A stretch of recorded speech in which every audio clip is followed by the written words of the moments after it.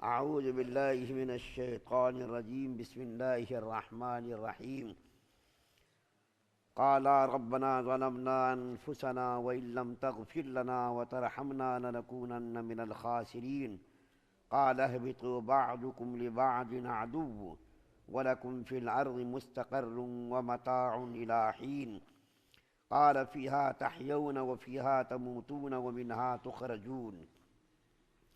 کل بھی یہ آیات آپ کے سامنے پڑھی گئی تھی کہ جس میں حضرت آدم اور حضرت حوا علیہ السلام نے جنت کا پھل کھانے کی وجہ سے جنت کا جو لباس تھا وہ نکل گیا تھا، تو جنت کے درختوں کے پتوں سے حضرت آدم اور حضرت حوا علیہ السلام اپنے لباس کو چھپانے لگے تھے۔ تو اللہ تعالیٰ نے فرمایا کہ میں نے تم لوگوں سے پہلے ہی کہہ دیا تھا، خبردار کر دیا تھا کہ شیطان تمہارا کھلم کھلا دشمن ہے، اس سے بچ کے رہنا۔ اب تم زمین پر جاؤ اور ایک دوسرے کے تم دشمن بنو گے اور وہیں تمہارا ٹھکانہ ہوگا، وہیں تمہارا رہنا ہوگا، زمین پر بھی جیو گے، زمین پر ہی مرو گے اور وہیں سے تم کو اٹھایا جائے گا۔ تو حضرت آدم علیہ السلام کا یہ واقعہ کل میں نے بیان کیا تھا۔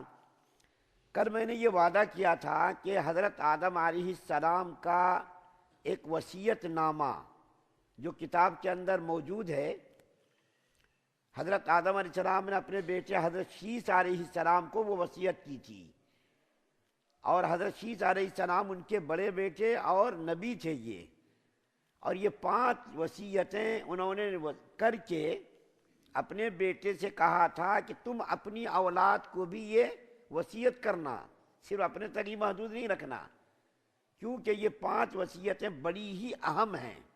ان 5 وصیتوں کو تم اپنی اولاد کو بھی کرنا اور اولاد سے بھی کہنا کہ تم بھی اپنی اولاد کو کرو۔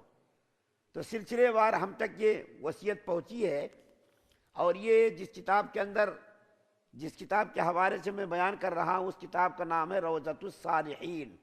یہ 3 جلدوں میں، چھوٹی چھوٹی جلدوں میں ہے۔ فقی ابو اللیث سمرقندی، یہ عربی کتاب ہے، اس کا ترجمہ مولانا محفوظ الرحمن سنبھلی نے کیا ہے۔ اتنی بہترین کتاب ہے، البیلی کتاب ہے۔ ہم نے یہ کتاب الزہد کے بارے میں اس سے پہلے تذکرہ کیا تھا، ہمارے بھائی نے کہا تھا کہ منگا کے دیجئے، لیکن وہ کتاب ملی نہیں۔ تو میں اس بھائی سے کہتا ہوں، وہ موجود ہیں، یہ کتاب منگا لیں۔ اگر اس کتاب کا مطالعہ کریں، قرآنی آیات، احادیث اور اقوال انبیاء، اتنی بہترین کتاب ہے کہ زندگی سنور جائے گی۔ چھوٹی چھوٹی 3 جلدوں میں ہے، زیادہ موٹی نہیں ہے، 100-150 کی کتاب ہوگی، زندگی سنور جائے گی۔ تو اس کتاب کے اندر حضرت آدم علیہ السلام کی وہ وصیت ہے۔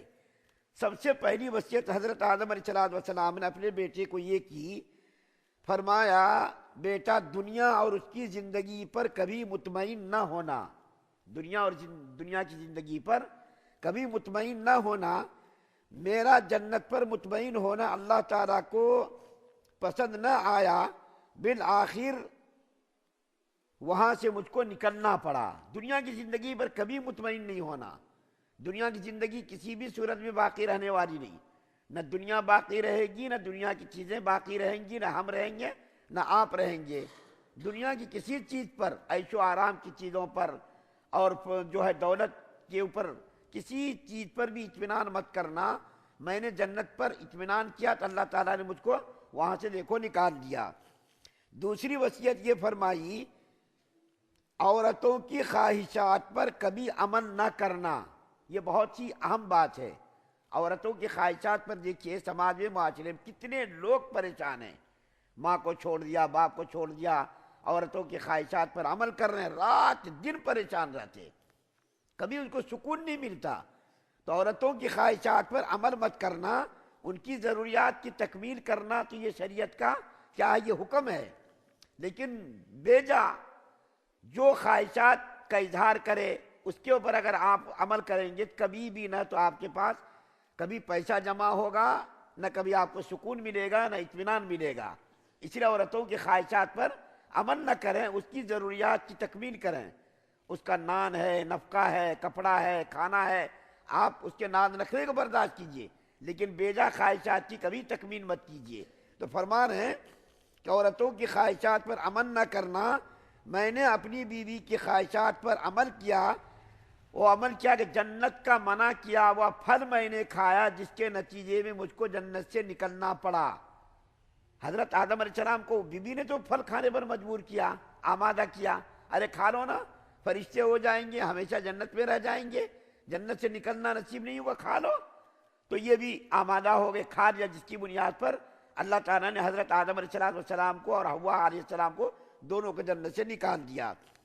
اس کے بعد تیسری نصیحت کر رہے ہیں، کام کرنے سے پہلے اس کے انجام پر اچھی طریقے سے سوچ لینا، غور و فکر کر لینا۔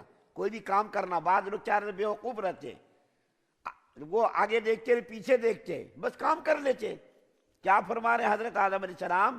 کام کرنے سے پہلے اس کے انجام کو سوچ لو، دیکھ لو، یہ جو میں کام کر رہا ہوں اس کا انجام کیا ہوگا، اچھا ہوگا، خراب ہوگا، کیا ہوگا، اس کے انجام کو پہلے سوچ لینا چاہیے۔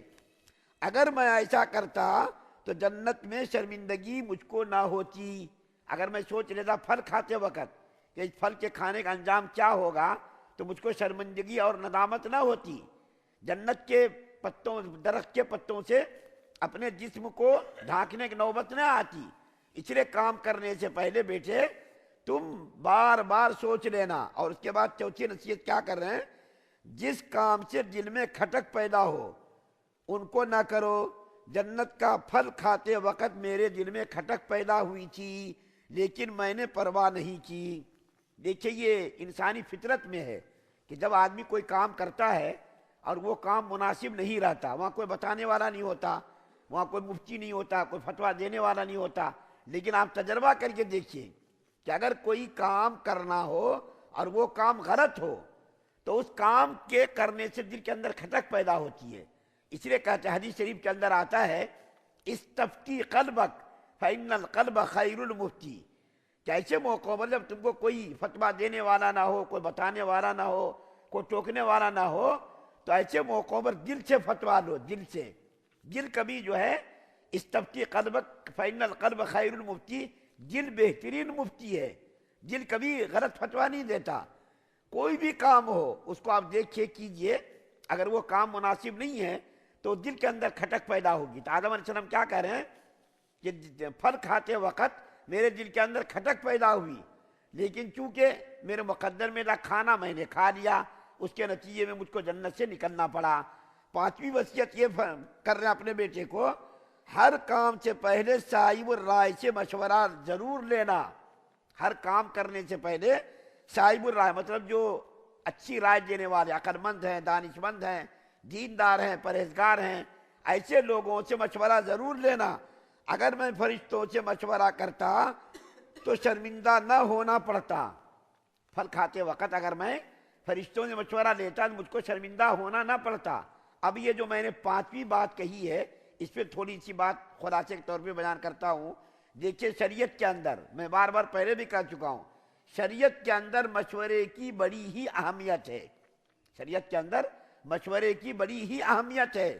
اگرچہ وہ کام آپ صحیح کر رہے ہیں لیکن مشورہ اگر کر کے آپ کریں تو اس کی برکت سے کام کے جو نقصان دہ اثرات ہیں اللہ تعالیٰ اس کام نقصان ہونے والے سے آپ کو بچا دیں گے۔